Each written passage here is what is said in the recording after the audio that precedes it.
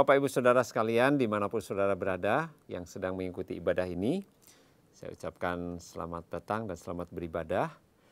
Hari ini kita akan merenungkan kebenaran firman Tuhan dengan judul Good Relationship with God. Hubungan yang baik dengan Tuhan. Hubungan yang baik tentu itu yang penting dalam setiap hubungan ya.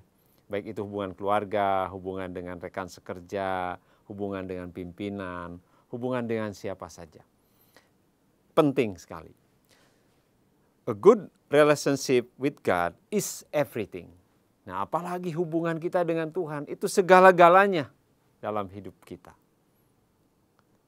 Nah, waktu Adam dan Hawa, waktu itu masih di Taman Eden, dan mereka tidak melakukan dosa. Mereka dapat berbicara langsung dengan Tuhan. Mereka enjoy bisa ngobrol dengan Allah. Karena mereka adalah orang-orang awal yang memiliki hubungan yang begitu dekat dengan Tuhan. Mereka bisa menikmati damai sejahtera. Mereka bisa terpenuhi kebutuhan mereka. Kebutuhan yang mereka inginkan, yang mereka butuhkan, mereka dapat daripada Tuhan. Mereka menjadi ciptaan yang istimewa. Mereka segambar dengan Allah. Dan juga Tuhan memberikan kewenangan buat mereka untuk memiliki kuasa atas hewan dan juga tumbuhan. Mereka dijadikan manajer, pengelola bagi dunia ini.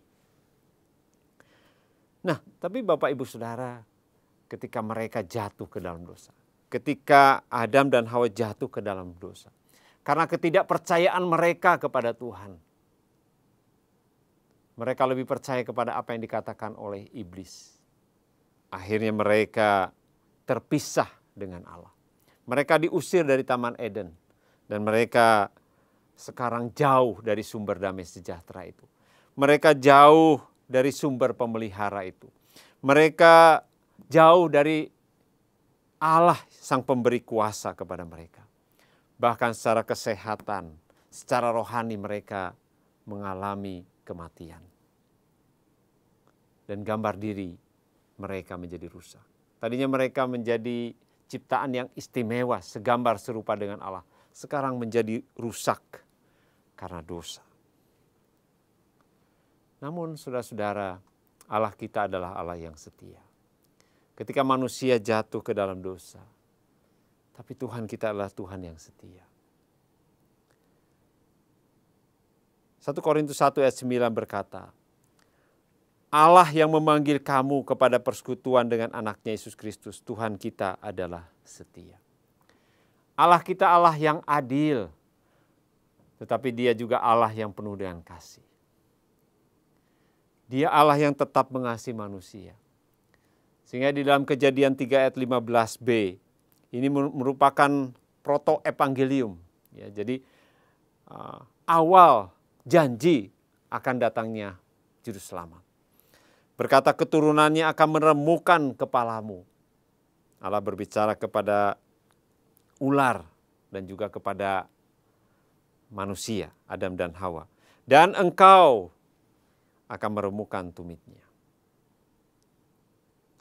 Tuhan berjanji kepada manusia bahwa akan ada juru selamat yang akan menyelamatkan mereka.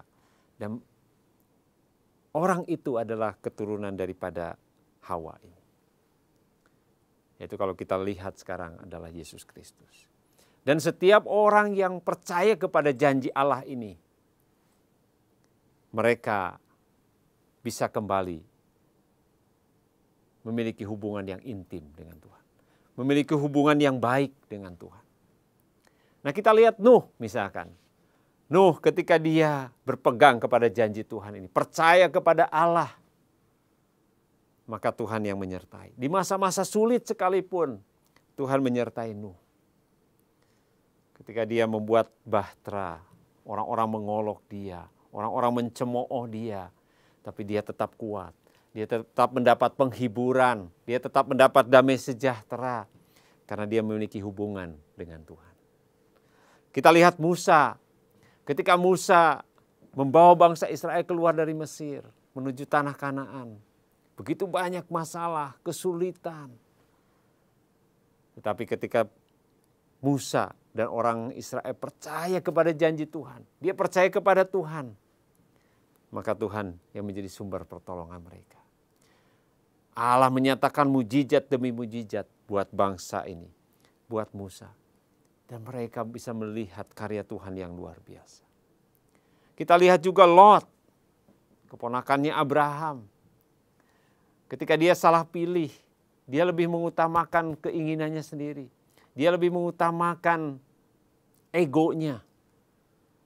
Sehingga dia memilih Sodom dan Gomora.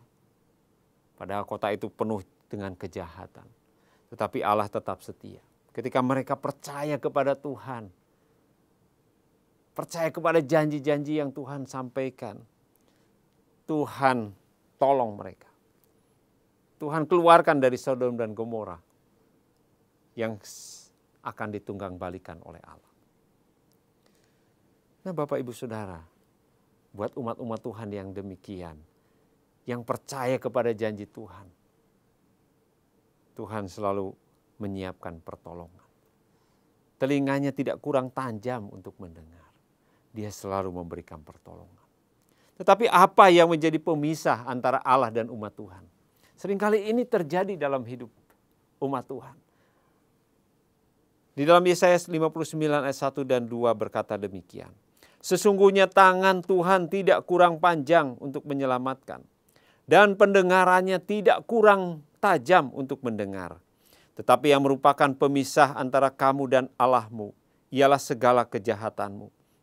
Dan yang membuat dia menyembunyikan diri terhadap kamu sehingga ia tidak mendengar ialah segala dosamu. Jadi saudara-saudara, kalau kita lihat dari ayat ini,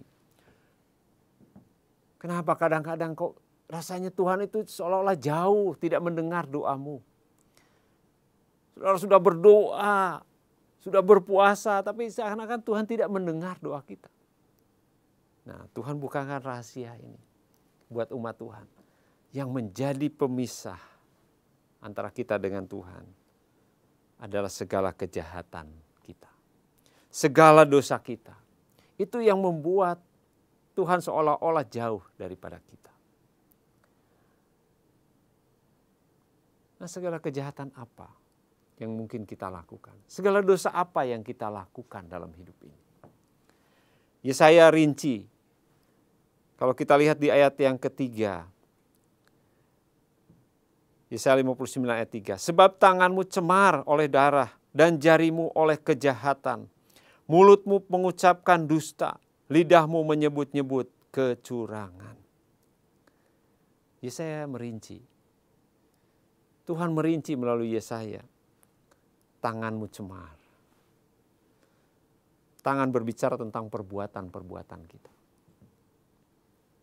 Seringkali perbuatan kita perbuatan yang jahat.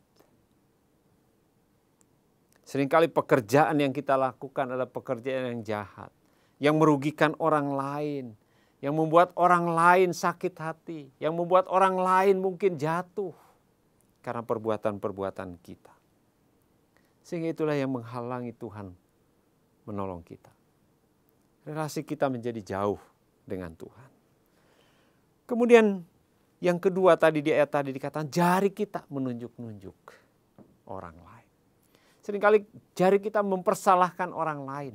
Mungkin orang itu tidak salah, tapi kita salah-salahkan. Waduh, orang itu menjadi sakit hati sekali. Sehingga orang itu menjadi tercemar namanya. Sehingga masa depannya suram. Seringkali kita menuduh orang yang tidak bersalah. Sebaiknya sebelum kita menuduh orang, kita diam dulu sejenak. Kita introspeksi lebih baik diri kita supaya kita tidak salah menuduh orang, menunjuk-nunjuk orang. Kemudian juga dikatakan di ayat tadi adalah mulut dan lidah. Nah, saudara-saudara, mulut dan lidah ini sangat berbahaya sekali. Kalau kita mengucapkan kata-kata itu yang menusuk orang lain, yang membuat orang lain sakit hati. Waduh, orang itu menjadi depresi. menjadi sakit. Siapa yang salah, Bapak Ibu Saudara? Seringkali ucapan kita ucapan yang bohong, kata tadi ya di dalam ayat yang ke-13. Mengucapkan dusta. Memperkatakan yang dusta, yang bohong. Nah, Tuhan mengingatkan kita sebagai anak-anaknya, sebagai umatnya. Supaya kita jangan sampai mulut kita dipakai untuk memuji Tuhan. Mungkin hari Minggu memuji Tuhan, menyembah Tuhan. Tetapi hari-hari lain, mulut kita dipakai untuk menipu orang lain. Untuk menyakiti orang lain. Untuk berkata-kata kasar kepada orang lain. Nah, Tuhan tidak mau hal ini. Sehingga itu yang menyebabkan hubungan kita dengan Tuhan tidak baik. Ada penghalang yang membuat Tuhan tidak menolong kita. Ada seorang kakek-kakek yang bijaksana. Kemudian ada seorang anak datang kepada si kakek. Kek, toh kalau saya mengucapkan kata-kata yang kasar kepada orang lain, menyakiti orang lain, toh kalau kita udah minta ampun kan nggak apa-apa, kek. Hanya sebentar aja, habis itu saya lupakan. Oke, nak. Kalau begitu, begini ya saran kakek. Begitu kamu nanti misalkan menyakiti orang lain dengan mulutmu, coba kamu ambil paku, kamu paku ke kayu, pagar di depan itu. Karena di rumah itu ada pagar bambu, kayu begitu ya. Kemudian si anak ini, oke, kek, setuju. Nah, kemudian ketika dia ngomong kasar kepada temannya, menyakiti, kemudian dia minta maaf, maaf ya. Kemudian si kakek itu oke. Dia paku si paku itu.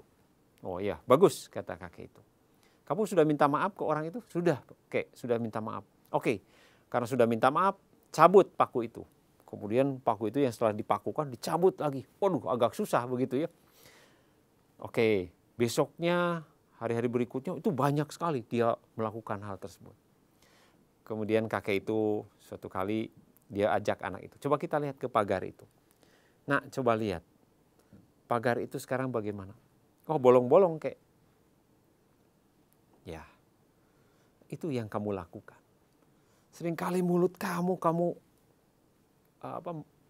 mencaci maki orang, menyakiti orang. Itu sebenarnya sudah menyakiti hatinya. Dan itu menjadi bekas, ada bekas dalam orang tersebut. Kemudian anak itu mulai merenung, iya ya, kek. Berarti selama ini saya banyak menyakiti orang lain ya. Iya. Sebab itu kamu kurangi. Sebelum berkata-kata, pikirkan dulu, apakah ini menyakiti orang lain nggak? Ini bisa membuat orang lain kecewa nggak? Pikirkan dulu. Oh iya, kek. Nah, Bapak Ibu Saudara, kadang-kadang mulut kita, lidah kita dipakai untuk hal-hal yang jahat. Mungkin kita minta maaf, minta ampun sama orang itu. Tapi kadang-kadang itu sudah menyakiti. Sehingga itu sampai ke hadirat Tuhan. Dan Tuhan tidak mau mendengar doa kita. Hubungan kita jauh daripada Tuhan. Hubungan kita tidak baik dengan Tuhan. Sehingga seolah-olah Tuhan tidak mendengar doa kita. Makanya harus jaga mulut kita. Biarlah kita setiap hari berkata-kata yang baik. Yakobus berkata, janganlah, hendaknya kamu cepat untuk mendengar, lambat untuk berkata-kata, lambat untuk marah. Maksudnya apa? Supaya kita tidak cepat menyakiti orang lain. Mulut kita, perkataan kita tidak dilontarkan begitu saja. Seringkali menonjok orang lain, menyakiti orang lain. Nah, kemudian penghalang yang berikutnya ternyata di ayat 7 berkata demikian di Yesaya 59. Mereka segera melakukan kejahatan dan bersegera hendak menumpahkan darah orang yang tidak bersalah. Rancangan mereka adalah rancangan kelaliman, dan kemana saja mereka pergi, mereka meninggalkan kebinasaan dan keruntuhan. Bapak Ibu Saudara, hati kita merencanakan kejahatan. Ini penghalang yang membuat Tuhan akhirnya tidak mendengar kita. Mungkin orang tidak tahu. Istri saudara tidak tahu, anak saudara tidak tahu. Orang-orang dekat saudara tidak tahu. Tapi saudara mulai merencanakan yang jahat. Wah, mungkin saudara bilang, nggak ada yang tahu nih. Tapi ingat saudara-saudara, Tuhan itu tahu. Sehingga meskipun saudara hebat dilihat oleh orang, wah begitu baik, saleh di depan orang. Tapi kalau hati kita di hadapan Tuhan tidak benar, ada sedikit saja merencanakan hal yang jahat. Mungkin kepada orang dekat kita, kepada orang-orang yang seharusnya kita kasihi. Tapi kita merencanakan yang jahat. Maka Tuhan seolah-olah tidak mendengar. Bahkan tangannya seolah-olah tidak bisa menolong kita. Padahal Dia Allah yang sanggup menolong segala sesuatu. Hati-hati dengan hati kita. Jaga hati kita. Dengan segala kewaspadaan supaya hati kita tidak merencanakan hal yang jahat. Tidak merencanakan dosa dalam hidup kita. Nah, kalau kita lihat dalam Yesaya tadi, sebenarnya Tuhan tuh ingin menyelamatkan, ingin mendengar doa kita. Nah, oleh sebab itu, Bapak Ibu Saudara, kita bersyukur. Kita Allah yang setia. Kita punya Allah yang begitu baik. Kasih setianya tidak berkesudahan. Yesus tetap setia. Nah, saudara-saudara, ketika orang Israel bertobat,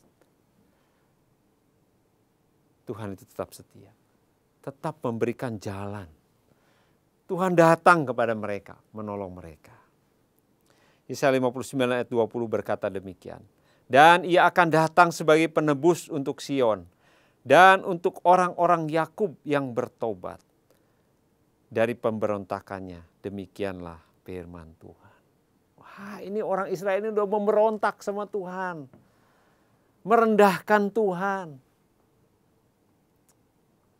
Padahal Tuhan udah begitu baik. Orang Israel bersungut-sungut, kok makanannya kok ini saja sih? Cuma mana ada daging? Wah, padahal 40 tahun lo dikasih makan tanpa kerja, tanpa apa-apa.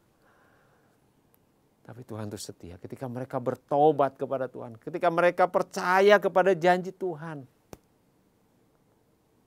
Tuhan datang menolong umatnya. Tuhan datang mengampuni mereka. Nah, saudara-saudara, apa yang harus kita lakukan sebagai umat Tuhan?